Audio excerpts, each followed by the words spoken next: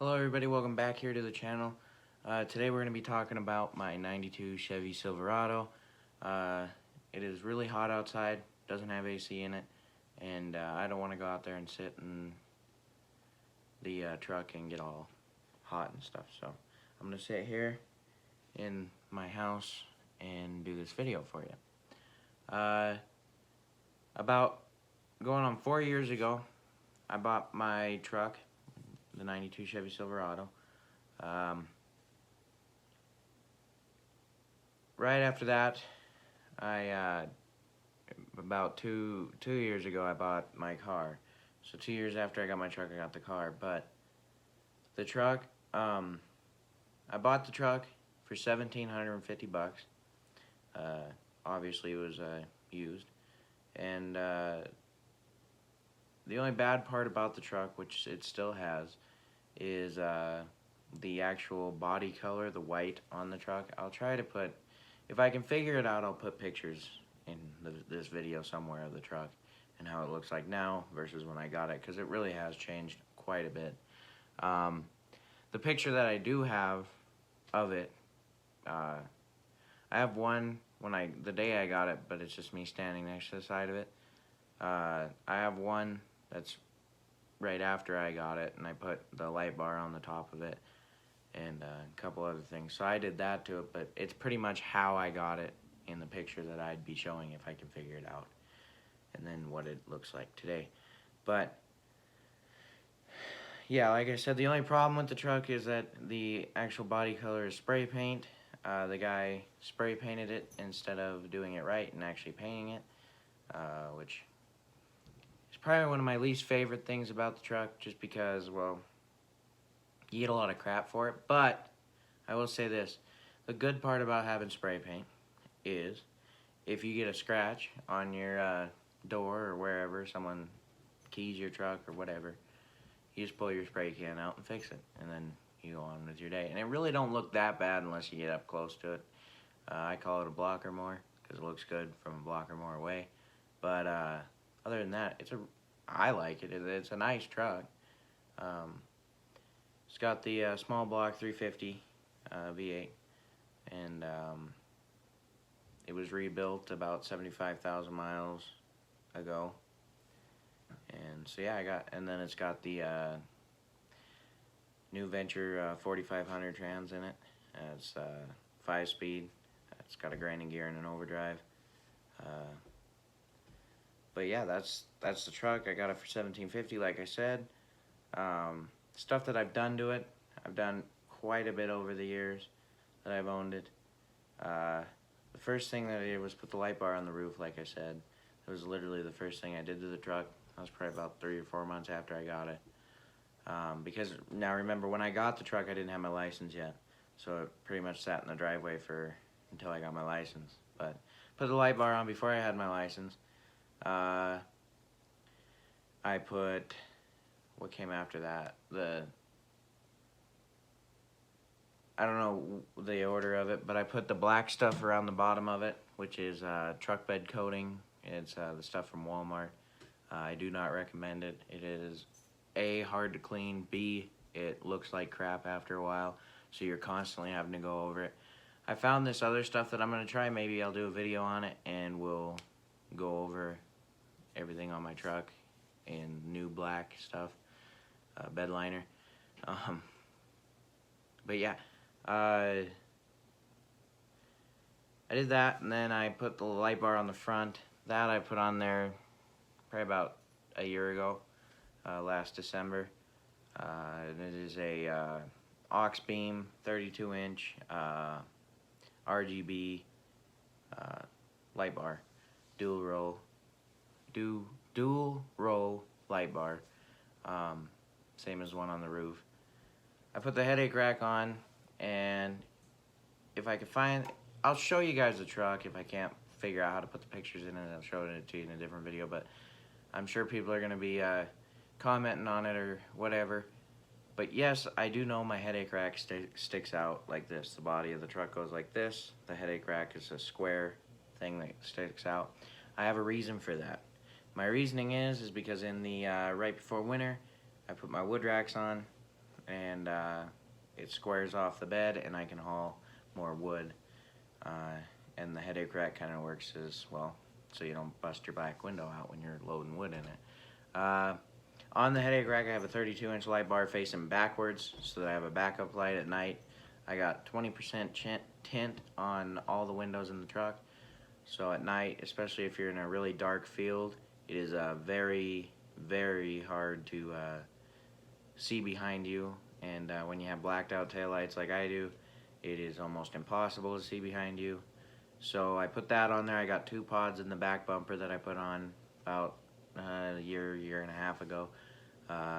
They're back there too, facing backwards in the back bumper. Put the airbags on the truck. They're Airlifter 5000s, or they're Airlift 5000.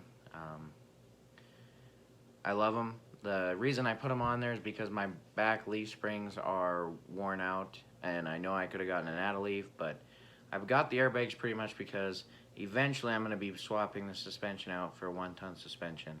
So by adding the airbags, I can transfer those over to whatever axle I throw under there, and then I have airbags with the 1-ton suspension, so I can pull a lot of weight. Plans with the truck after the when my motor blows, I will probably end up Cummins swapping the truck, either that or putting another 350 in there. But the reason I want a Cummins to put in there, I'm going to do a 12 valve Cummins swap on it when the engine blows, is because the transmission in that truck, they also put in the Cummins lineup of vehicles. You can look it up. NV4500 stands for New Venture. Dodge used that transmission for a very long time in their trucks, actually. So I got a bulletproof transmission in my truck, and a pretty not bullet. Well, 350 is pretty good. I mean, I haven't had a problem with it, and I've had it for four and a half years. The only problems I've had with my truck are like front end issues. It's still got steering problems. I gotta fix all that. I need idler arm, pivot arm, probably inner outer tie rods. Pretty much all the steering needs to be replaced still. I did upper ball joints, got to do the lower ones. I did the one side wheel bearing. CV axles on both sides are replaced. What else is there? I put the wheels and tires that are on there now. They're Moto Metal. I don't know the number of them. I got them used off of a tire dealer here in where I live. And I got them the whole set for $300 used, which I thought was a pretty good deal at the time. So I bought them, put them on the BF Goodrich All-Terrain TAKO2 tires. In my opinion, they're one of the best tires you can run. I've never been stuck with them, and I've been in some pretty bad stuff, including off-road, mud. I have been pretty much everywhere with those tires. Snow. I've been pushing snow to my bumper with them tires, and they just keep going. I've never been stuck with those tires on the truck. And they are very, very good tires. I would highly recommend them to anyone that is looking for a new set of tires and don't know what set of tires you want to get. The next thing would be the inside of the truck. I kind of modified myself a little bit. My friend took these seats out of a like a 99 4-door 454 Chevy, and he put them in his Ford. Well, they didn't end up working all that well, so he took them out, and I bought those off of him for $5. Actually, really nice seats.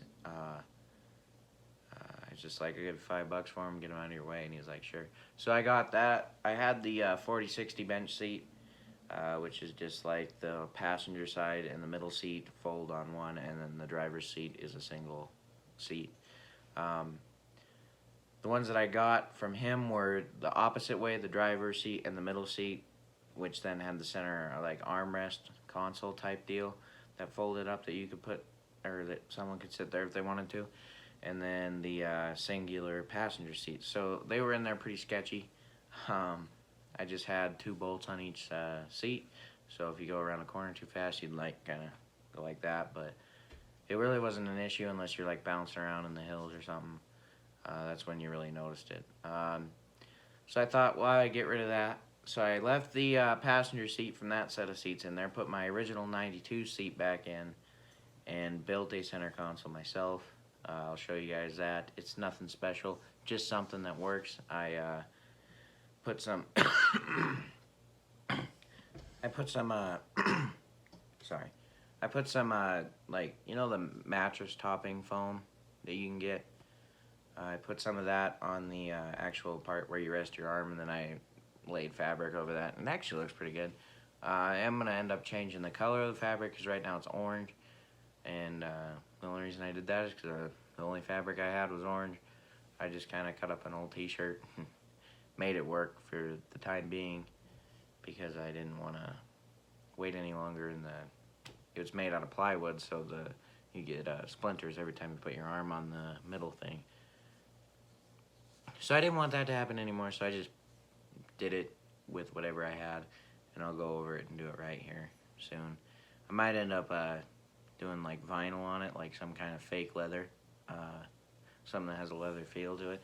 Anyway, but yeah, we're getting pretty long on this video. It's going on 11 minutes. Trying to think of what else I've done. Pretty much everything, like maintenance-wise. I put a water pump in it. I have, and that's really the only engine thing, that and an alternator. Which now I have the upgraded one that puts out more amperage than the old one, so I can run my light bars and not worry about draining the battery too bad. Even though LEDs don't draw a lot of power, but when you have as many as I do on that truck, they draw quite a bit if you have them all on at once, which I never do. But why not have the extra thing there if I ever wanted to? Plan is to make some kind of a roof rack for it that goes over and connects to the headache rack, because I want to do more light bars on that. And yeah, I'm kind of addicted to light bars. Once you try them, you won't want to get rid of them. Especially if you live where I do. We got a lot of deer. I have a light bar on my car. Thinking about taking that one off though, because, well, it doesn't really, on the car there's not a lot of places to put it, number one. Number two, it just doesn't, I don't know, shine right. But anyway, this video is getting really long now. If you guys liked it, please hit the subscribe button. I'm going to be gone for a little while, and you probably won't see me until next week or a little before then. But if you guys enjoyed the video, please subscribe and like, comment, and I'll see you guys in the next one. Thank you. Bye.